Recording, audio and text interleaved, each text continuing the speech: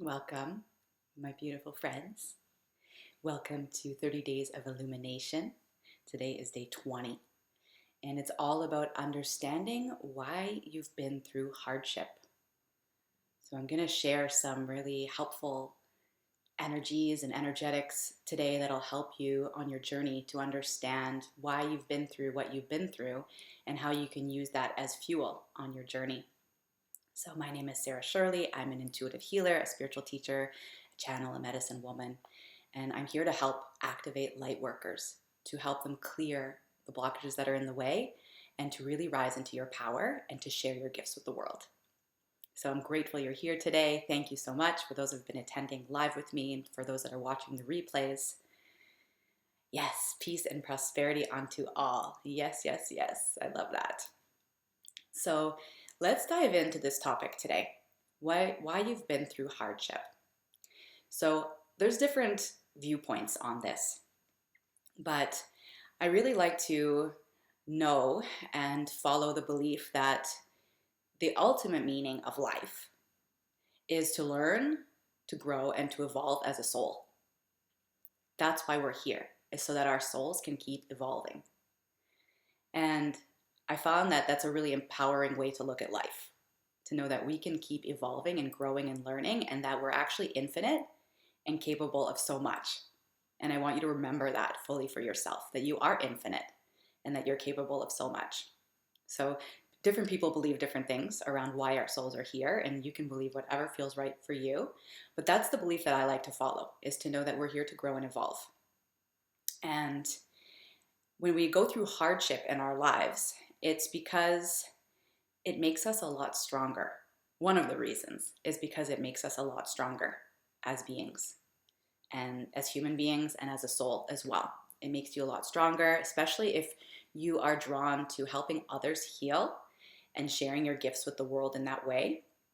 It makes you a lot stronger. It also makes you more relatable to the people that you're helping and to serve, because you can have more empathy for what someone's going through because you've been there too. And I know this has helped me immensely when I'm working with other people. And I can truly say from a place that's like, yeah, really true inside of me, like, I know what you're experiencing because I've been there. And I know how painful it is and how sometimes we can feel so stuck in the place that we're in. And yet, this journey of hardship and growing through it and overcoming it, it helps us be able to help others do the same. So if you're watching this, know that that's a truth for you, that the hardship that you've been through is going to help you be able to help others. And that doesn't mean it's always easier in the moment, but sometimes when we can have these kind of higher knowings, like these bigger truths, it can help us remember our courageous nature and how powerful we truly are. Because especially like when I've gone through really big initiations, like very challenging times in my life, in the moment when it's happening, I have this knowing like I'm going through this because I'm meant to help others go through it too. And a lot of times what's really cool is I'll literally go through something in my life, move through it, learn from it, transmute it.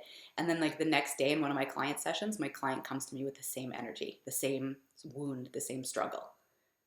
And I'm able to be like, okay, let me hold your hand. I know how to move through this. And so you can show people, the people that you're helping, the people that you're supporting, that you've been there. And you can be an inspiration to others to show them that they can get to the other side. So this is part of why we experience hardship. And as humans, this is just the reality of life on Earth. It's not black and white. You know, we go through the full spectrum of emotions, of challenges, of wounds. Through all of it, we can also experience beauty and joy and bliss and pleasure. But the more you can accept the hardship that you've gone through, and even accept it in the moment when it's happening, it doesn't mean to bypass the emotions that are present, to tell yourself, like just with your mind, like it doesn't matter, and to bypass what you're actually feeling, but it helps you get through to the other side. So how many times have you seen inspirational stories from people who have been through big hardship? For example, this example always comes to me is like the mother, for example, who lost her adolescent child to drugs. And then she goes through the grief, moves through the whole process, and then starts inspiring and teaching others about, how to go through, like handle their emotions and how to get out of substance abuse, and goes into high schools and starts teaching about that. And then inspires other people to find another way to live and to find tools to help them through challenges instead of, just using substance instead. I wrote this down because I've heard this so many times, this question: why do bad things happen to good people? I'm curious if you've ever felt that way or had that thought. I'm a good person. Why is this happening to me? But first of all, we have to remember that no one's really bad. We're all inherently good. It's just the wounding that we can carry that makes us do bad things sometimes, or makes us do hurtful things to others, or that keeps us stuck in this really uncomfortable and awful place of self-destruction or destruction towards others. And so no one's bad. We're all inherently good. And so this question, why do bad things happen to good people? It can put us in a place of victimhood. And that's something what I wanted to really kind of hammer in today, is that when we look at life through this lens of like, why does all this bad stuff happen to me? And keep looking at it that way, it puts us in the place of being a victim, rather than a place of empowerment and knowing that we can change anything in our lives, that we are infinite, actually. We are infinite beings with capacity for overcoming anything. And we can grow and learn. And sometimes the more challenging a circumstance is, the greater the reward is going to be on the other side when we move through it. Yeah, death of a mother, how to heal from divorce. Exactly. Yes, I love that. My thought process has changed, and I say, what is this bringing now? Exactly. What is this challenge and this hardship here to show me and to teach me? And sometimes we're making it a lot harder on ourselves by focusing so much on this is bad, this is wrong, this is hard. And how many times do we repeat that to ourselves? This is bad, this is bad, this is bad. Why is this happening? And it kind of puts us in this place of constriction, right? There's tightening in that. Rather than, okay, this feels really challenging. I'm going to let myself fully feel everything that's here. Let myself feel all the discomfort fully. And then open to see, how can I move through this?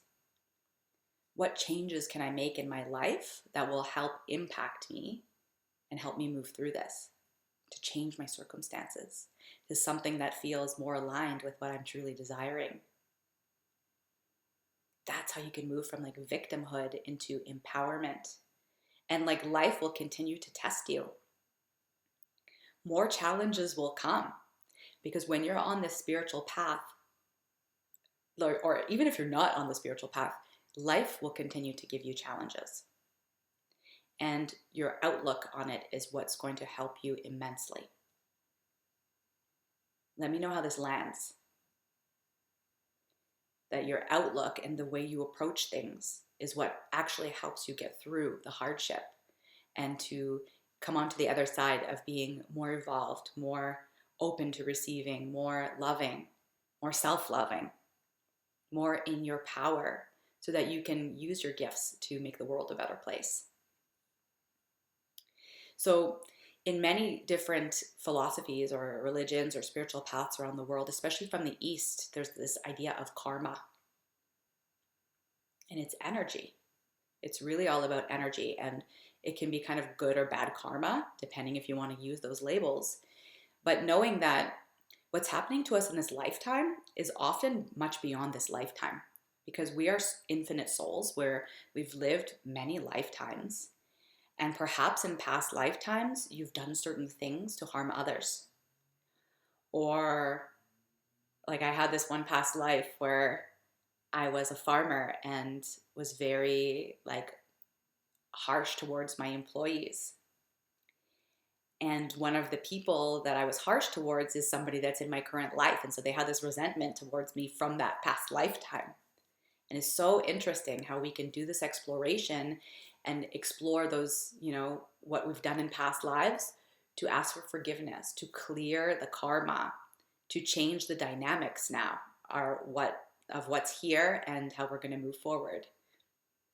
And so karma is a really big theme, and I encourage you to go, read about it if you feel called. But it's so interesting to see, like, yeah, we can have karma with different souls, like something that we've signed up for together that we're meant to learn from each other. This is our karma. And people are here to teach us things, and we're here to teach them things.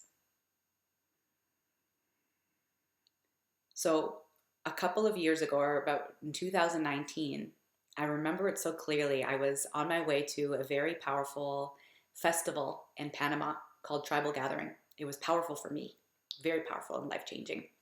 I felt so called to go to this festival. It was in Panama on the Caribbean coast, and it brought together tribes from all over the world, shamanic tribes, people from Africa and South America and all over the globe. And they were there sharing their medicine and their teachings with people that were interested. And I remember I was on the airplane flying there, and I was reading this book called The Instruction, and it's by Ainslie MacLeod.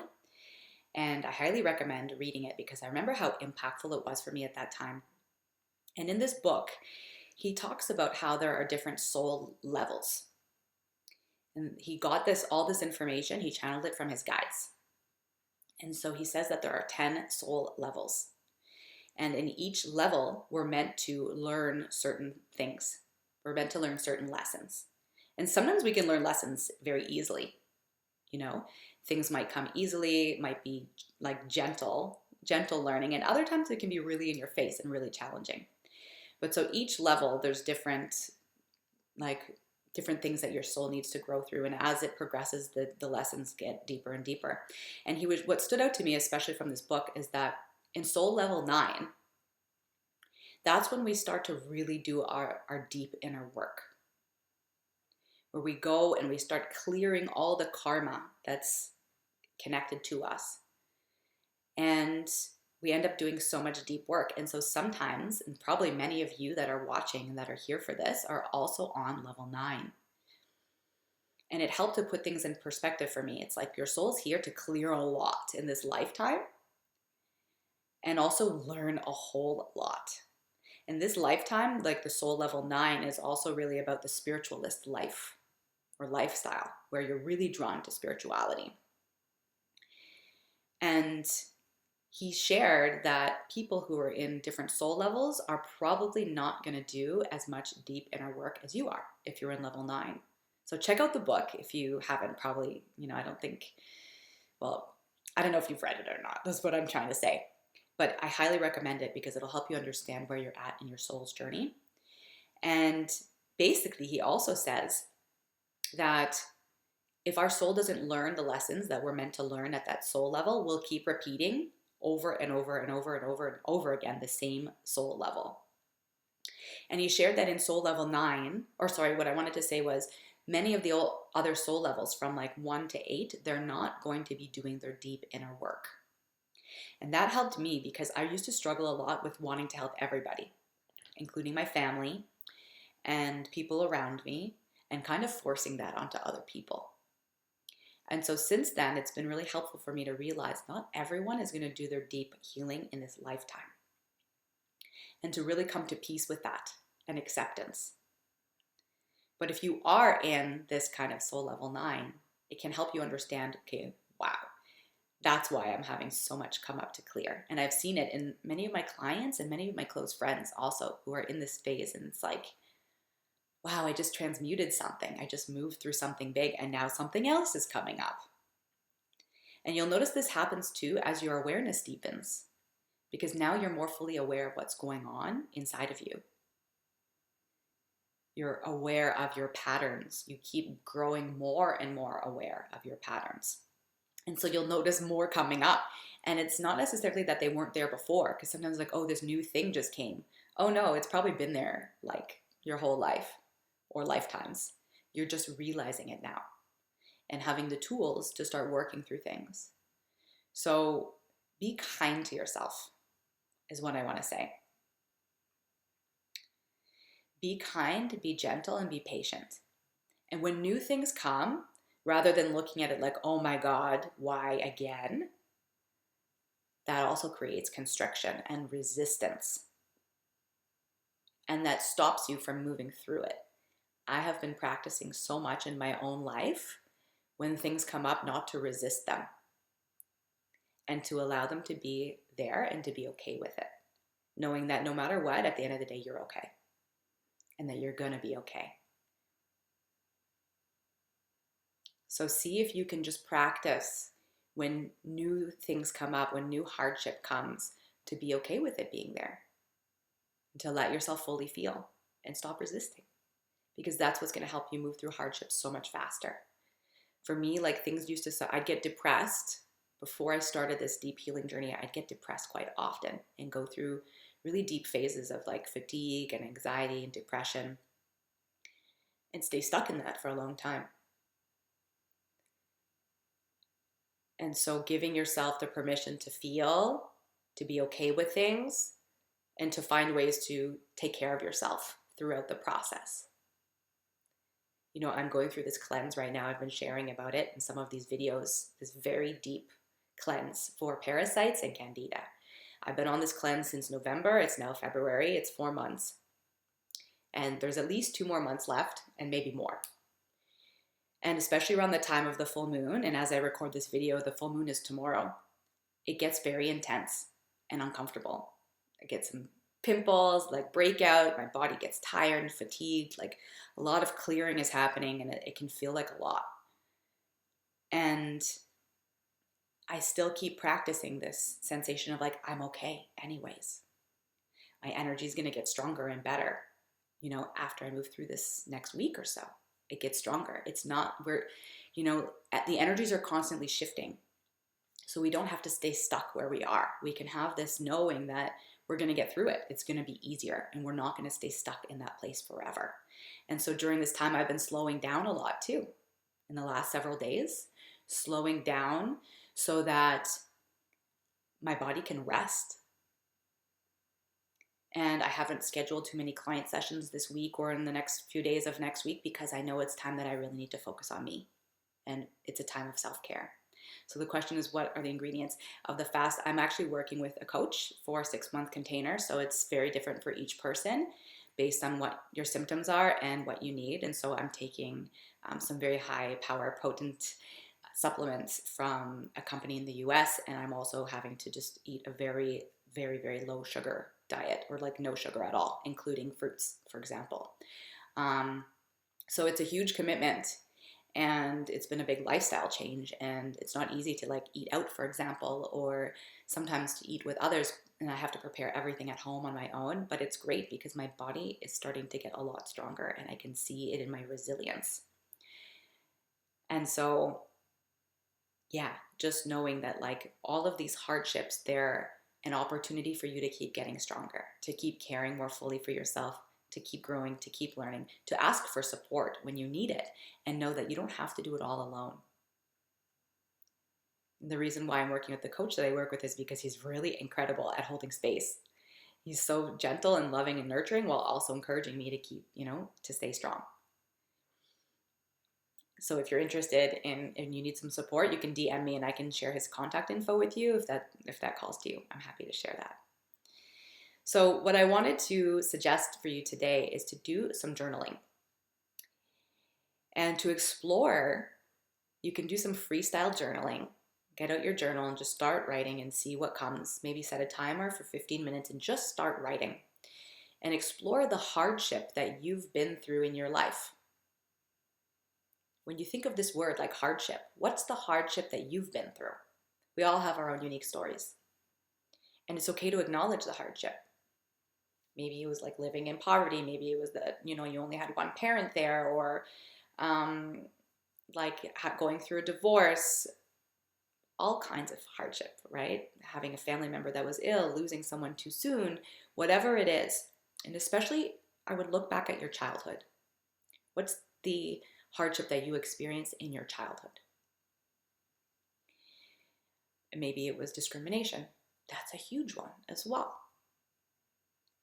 And then getting really clear on what's the hardship, and then exploring what has it taught you? What has your hardship taught you? And just writing everything down. And sometimes it teaches us like negative limiting beliefs. Like, this is all that I'm capable of having. If you grew up poor in your family and your upbringing, there's all these beliefs that we can take in, like, oh, this is all that is possible for me. Or I'm never going to receive support from anybody, because maybe you didn't receive the support you needed in your childhood. So just seeing all the things that you feel like your hardship has taught you. And how have you grown through it so far in your life? Some of the hardship. Maybe it really inspired you to go out and study, for example, and to, get a really stable job because you didn't have stability in your upbringing. Or maybe you were forced upon you to be religious in your childhood, and that really didn't resonate for you. And now in your adulthood, you've worked towards finding a new connection to spirit, one that serves you and feels really good for you. So what has your hardship taught you? And also, what do you need to embody more of in your life in order to keep moving through that hardship? What do you need to embody more of in order to keep moving through the hardship that still feels present in your life? Like, maybe it's self-care. Maybe it's finding and creating in new beliefs that support you to keep growing and to keep expanding, to believe in yourself more, to show up more in the world. And maybe it's forgiveness. Who do you need to forgive? Past lovers, your ex, your kids, your parents, yourself. Who do you need to forgive in order to keep moving forward and letting go of some of the weight that you're still carrying around the hardship you've experienced? Is it God, spirit, the divine? Oftentimes we can feel angry at the divine because we're like, how could this happen to me? If God is good, then why would we go through this?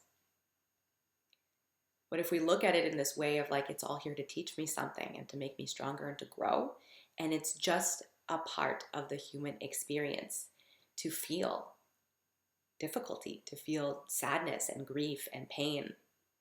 If we accept that, it's going to make everything so much easier. So your hardship can be fuel to step more into your power and know that you can use it to help others. And there's a certain amount of needing to alchemize that first before really going out and helping others, to make sure that our beliefs are empowering ones and that we know our power inside of us. And it's a journey, it's totally a journey. There's no end goal destination. You don't need to have healed everything in order to be able to help others. But there's a certain level that we need to kind of get to in order to do that as well. So keep doing your inner exploration. And this is something I do every single day still. Because I know that as I continue to evolve, new people are going to come to me that also need the things that I've been evolving with. And the medicine that we offer the world keeps shifting as we keep growing and new people come. So let me know how this lands for you. And I would love to hear any reflections in the comments afterwards about your journaling practice that you've done to explore the hardship that you've been through and how it's helped you grow.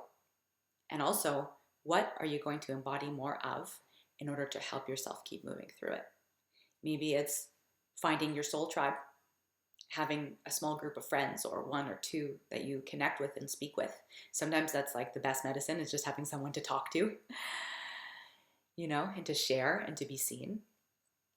but also what can you do for yourself on your own as well. So this is what I wanted to share for today. Next week, I have some beautiful lives coming up with a couple of my colleagues who are also in the spiritual community, and I'm so excited to share them with you. I'm still solidifying all of the themes for next week. So if you have anything that you would like to hear about, feel free to DM me, to write a comment below this video. And I'm here for you if you would like to connect for a heart-to-heart call and receive support for yourself in your journey to make sense of all your hardship and how to move through it. You know, you don't have to do it alone. So feel free to send me a message if you would like to connect for a heart-to-heart. All right, beautiful ones. I'm wishing you a really incredible weekend, sending you so much love, and I will see you again very soon. Bye.